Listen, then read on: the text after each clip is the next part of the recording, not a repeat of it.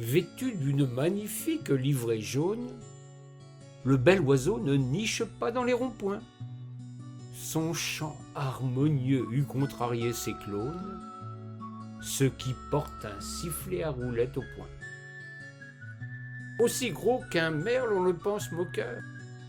S'il se nourrit de larves, d'insectes et d'araignées, doit se montrer circonspect autant qu'argoteur lorsqu'au-dessus d'un champ, il prend son déjeuner. Ses victuailles lui font désormais défaut par la faute d'un fongicide, un vilain poison responsable de ses maux, répandu par d'odieuses mains avides.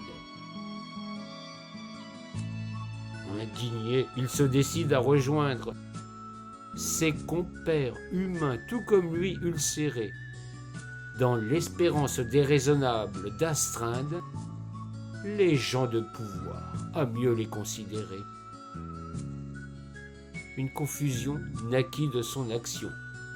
Un petit bouton au bord de la paupière. Aussitôt le fit mal voir de ses compagnons que des gaz lacrymogènes ulcérèrent.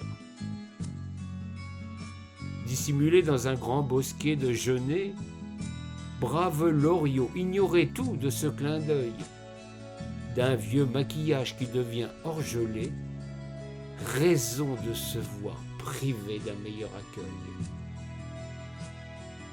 Porter les mêmes couleurs ne garantit pas de partager un combat ou des convictions. Notre compère Loriot dans l'instant s'envola vers sa Sologne, ventre jaune sans condition.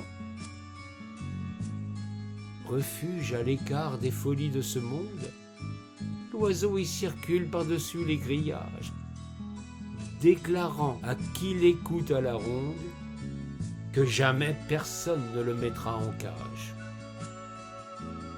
Au royaume des étangs et des cacosiaux, espace préservé des apprentis chimistes, il n'est domaine plus serein pour les oiseaux que cette merveilleuse lande intimiste.